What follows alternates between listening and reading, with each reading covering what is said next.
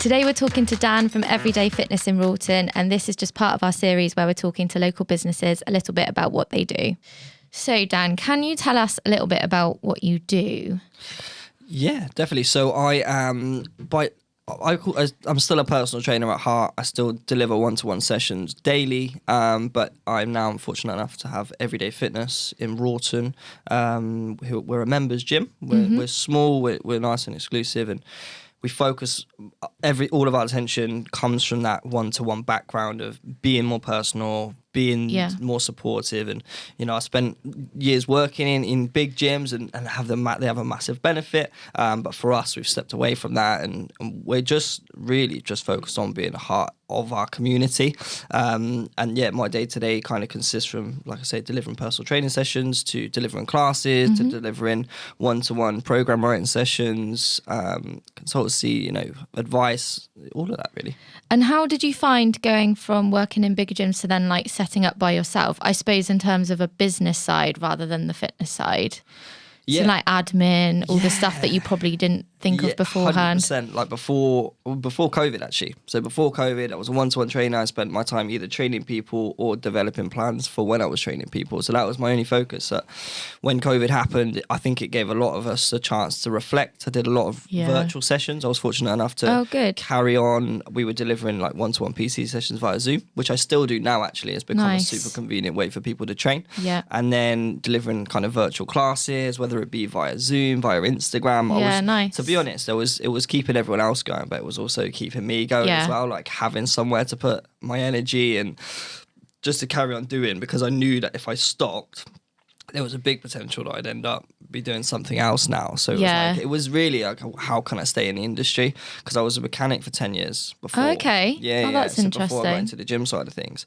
And when I got into the gym side of things and it started to take off, I was like, there's no way I'm going back to a normal 9 to 5 or a desk job. I've never done one, but I guess more now so. So I've gone from like I say, doing the one-to-one stuff in lockdown, and then during lockdown gave us an opportunity to kind of go, what do we want to do next? And I think for me, owning the gym and opening a gym and being able to not just work one-to-one with people, but actually having the ability now to work with, a couple of hundred people where maybe I'm not with them day to day, but I still can have an influence. I can still inspire and motivate, and they bring them into the classes or check on them in the gym. So that was always the next step for me. So, but obviously that comes with, I'm also now the cleaner, the admin, the maintenance man, the class instructor, the PT, and everything. But actually, I'll be honest, I like the variation. I like to be, like from every job, from the cleaning to the personal training, and this type of stuff. And I suppose because it's your own, the cleaning, like the stuff that might seem kind of, I suppose, boring or a bit laborious, doesn't really seem like that, because it's you want to keep it that way. You want it to be a nice place for people to come, and I suppose, how do you, the maintenance of the equipment and stuff that you have at the gym in Wroughton, does that is it solely you that has to look after that? Do you have people come in and check it? How does that work? Fortunately, because of my background, I'm fairly handy with the manual side of things. So it kind of, we're able to make sure that the equipment's good. And like I said, for us being a smaller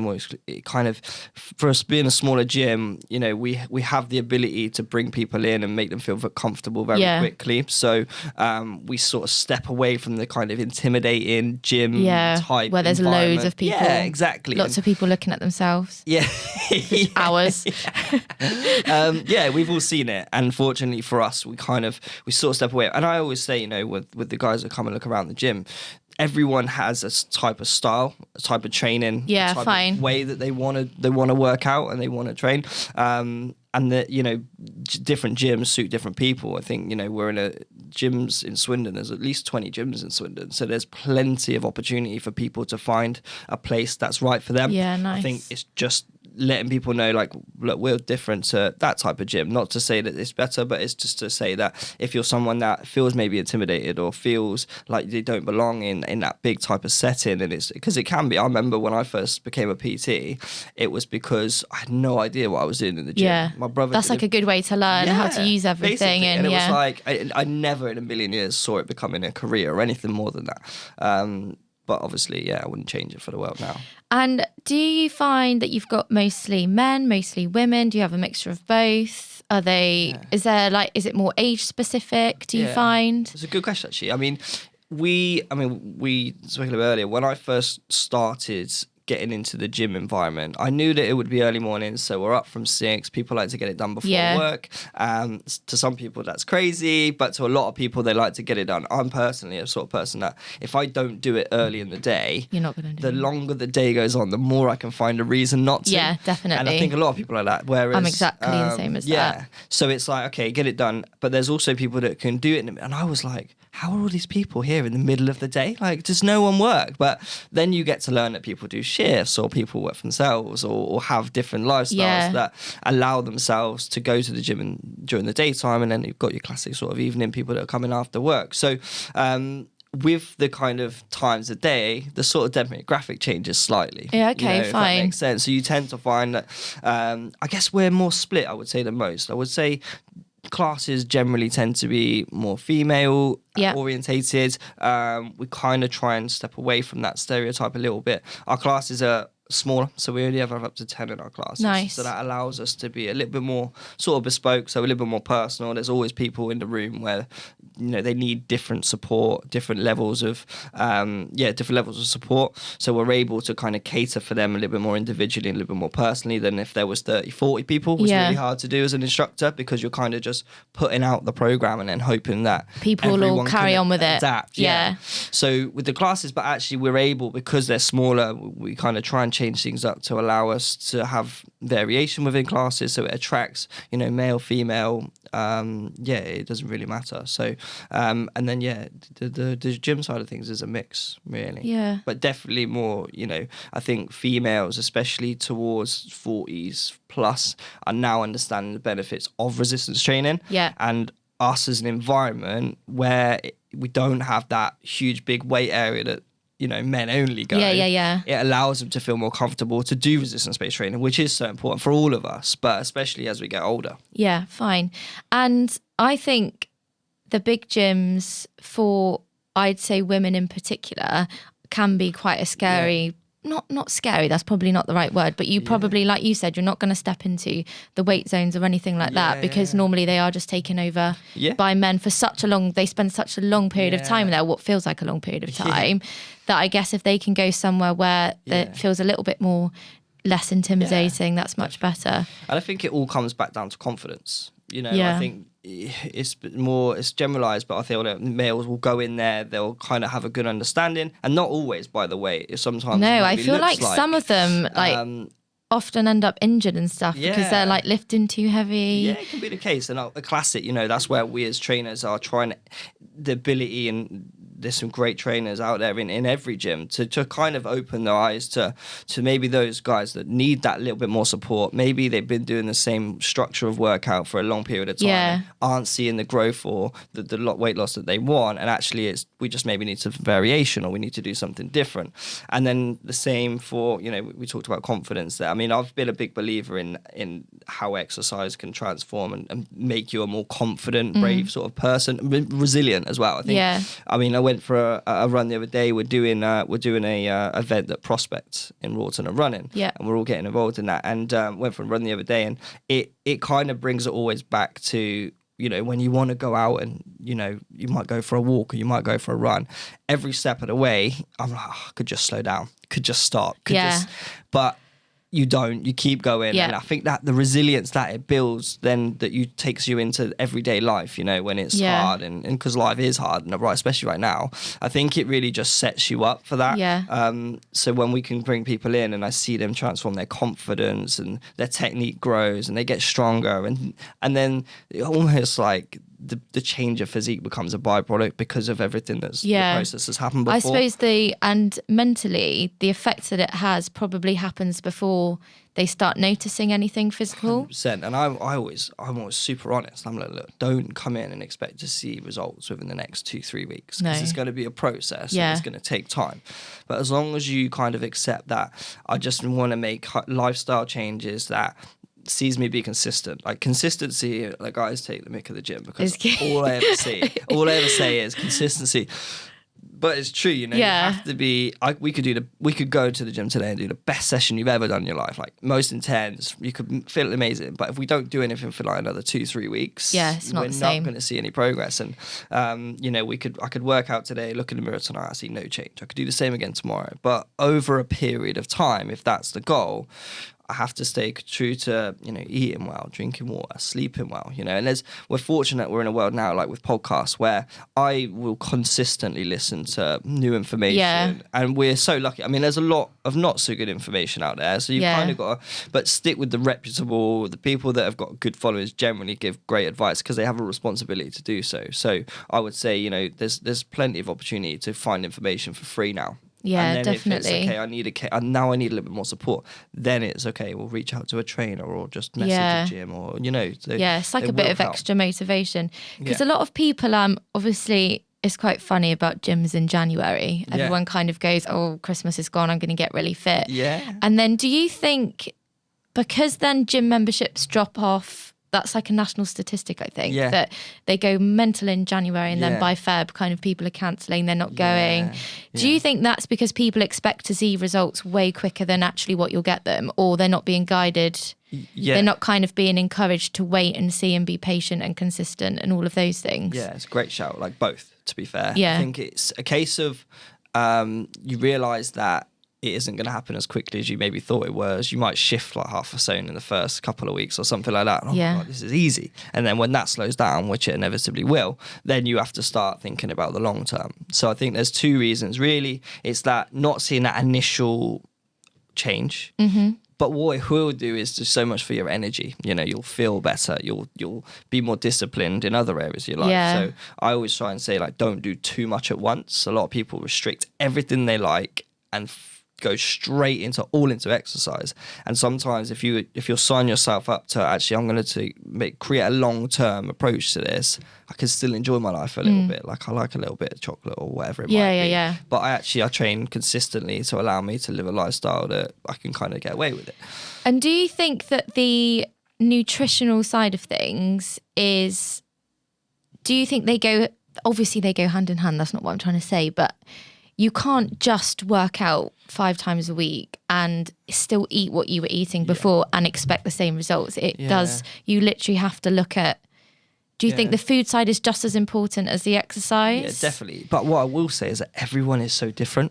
Yeah, because some people can eat just like whatever they want and it doesn't touch them. And, you know, maybe 10 years ago I could. Do you know what I mean? And it's been a journey. And as I got to turn 30 last year, and all of a sudden now things will start to slow down. And what I could get away with 5-10 years ago, I won't be able to now. So with that, we all have different body types. We all have, you know, different upbringings that shape the way we are now. So everyone is so individual. That's why I love what I do, because I'm able to kind of understand people's characteristics very quickly, but then understand, okay, what are the influences? Stress is a big one. Now we're all working harder. We're all having to work harder. We're having to work longer. Working from home, although it's a blessing for so many people, is also an opportunity to nip to the kitchen. Yeah, 100 times. Yeah, exactly. You're not moving. All the snacks. So you're getting up, you're sitting at your desk, and then you're sat there for 8 hours, and then you sit on the sofa, and all of a sudden you're not moving, you're not going to the office, you're not walking around. So there's so many different factors that come into it. But my first role is really just to understand the lifestyle, and then how do we just make little improvements? Can we get you moving more every day? Can we then start to add some structure with a workout? And some people don't enjoy what other people do. So it can't be, well, you have to do weight training to see, you know. So some people like prefer to run or exactly, you know, some crazy people.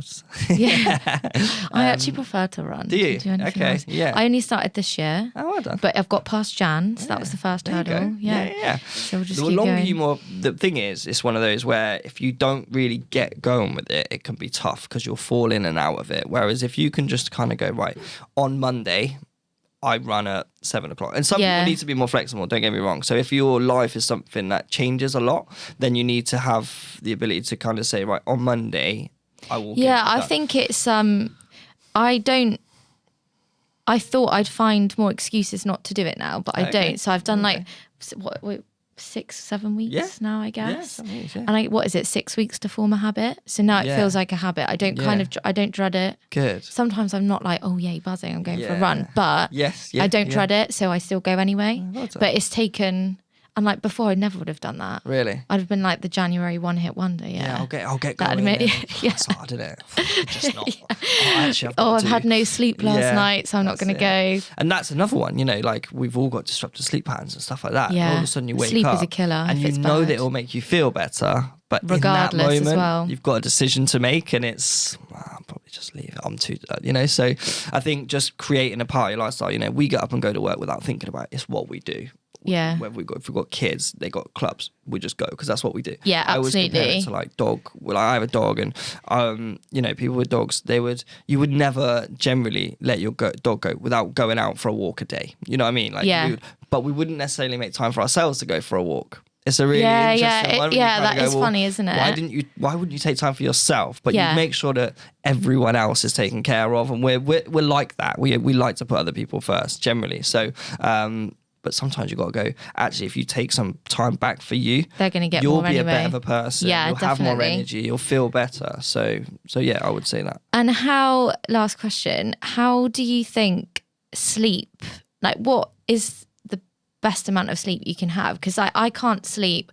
I did that thing on my watch where you can actually see how much sleep you're getting because I just feel like I don't sleep. Okay. And I'm like, the most I've ever had is 6 hours, 39 minutes. Oh, really? Wow. Which feels fine. Yeah. And actually I'm at a point where I feel like if I slept longer, I'd probably be more tired than I am. And then I hear that all the time, if you're going to try and get really fit and get to where you want to be, you need good sleep. And that is probably not great sleep, is it? Yeah, I mean, it's, again... is that like a really personal thing? Yeah, it's individual, but I would say, the more sleep you have, the better you will feel, the better you'll perform, all your recovery and your ability. Yeah, like I say, if you do a workout today, we sleep, we recover, we replenish for the next day. So it is super important. But again, like I can sit here and say, I get 8 hours every night, but it wouldn't be true. Sometimes I'm only home, 12 between getting home from work and starting so you just again. have to fit, just get as much as you can. And then just taking that respite. But I think it's one of those with health and fitness. It's just trying to do your best within those fields. I'm trying and the time to that get as you've much got. sleep as I've got. I can try to eat well as I can. I'm trying to drink water. I'm trying to exercise for myself. But ultimately, we're always going to have lifestyle factors that come into play. But I think just seeking support, guidance, advice from those. Like I said to I was saying earlier, actually, I wouldn't be able to walk into what you do today and just know what to do. Like, I would, have a clue, and saying I wouldn't walk into the gym really and know what to do. Pressure on themselves to give just it walk go, in and know what to do. So it's like, let the trainers, let us be able to kind of bring you in and say, look, give me some guidance, let me get you going, and then you can have that one support, but you can also crack on your own. And can you tell when somebody's like, some people just aren't ready to make those changes, are they? Yeah. So do you find that you've ever had someone that's come in and and it feels a bit like someone's told them to go rather than they've voluntarily gone, I want to make these changes? How difficult is That's a good question. that to like overcome? I would say it probably when it gets to the point where someone's reached out to us, there's always been a process before that. Yeah, and fine. They might have driven past. I mean, the amount of people say, I've driven past your gym 100 times. And I've thought about it, not bothered. And people see, we see things on Instagram every day, right? That think, we should probably, but I'm not ready yet. I always think when someone sends would like to book a tour, or someone sends and asks for help, it generally means that there's been a process and it's now ready for them. I don't think you can't force it. You have to be ready, and that is what will keep you consistent. Is having a why, having a reason to go and do it. Definitely. Rather than like, I feel like I should. You're kind of like, well, it's neither here nor there. Or if someone's made a comment, I think sometimes people get into a bit of a rut, and that's come from the person that's made that comment rather than them actually being ready to kind of go for it. And I think some people, like there's people I went to school with that have always been really, I suppose, consistent with their fitness, but that might be because they play netball or they play football. So at the weekends, they're always out doing something. Whereas I know others, probably a bit like me, who was really, really fit when I was like late teens, early 20s. Then I had a couple of kids. And then I just stopped like trying to find time for it. And it's taken me probably like this amount of time to go. It's quite common. Yeah, and it is only Feb, so let's see if I'm still in next year. I'll check it. I'll make sure you're right. Yeah. It's super common. And like I said, I think it just comes to a point where you kind of go, actually, do you know what? I need to do something for me. Yeah. Often that's just the case. And then it comes back down to, again, education. Do I know what to do? And often it's like, oh, I'll just go out for a run. But actually, some of our bodies aren't ready to just go out for a run. So we do need a little bit of strength training or resistance or core specific work. Again, it's so individual, but that's where, again, reaching out to someone, a professional. Again, there's people on Instagram that you could message. I'm sure everyone knows someone in the fitness industry. Definitely. And obviously for us, you know, that's what we do. We do it day in, day out. And, you know, I always think when I'm fortunate, I do something that I love every single day, and I work hard at making sure that we can be there for people, support people. The people that we work with, we want to make sure they progress, and then the people that come in, generally speaking, we've kind of helped someone that's been in their situation before. There's always different, but generally speaking. So it's a case of we've had that pathway, I've seen it happen, and it is the classic, but they could, but they haven't got this and that. But we've all got our own things. So definitely. It's just for us, it's allowing you to see, actually, if you think about maybe just block out that bit of time in your calendar, or sit down on a Sunday and plan your meals, or sit down and plan when you're going to do your exercise, because you know that being spontaneous doesn't work for you. If you're a planner, then get it planned, you know? Yeah, good. So, well, thank you very much. That was really helpful. Thanks, Dan. Pleasure.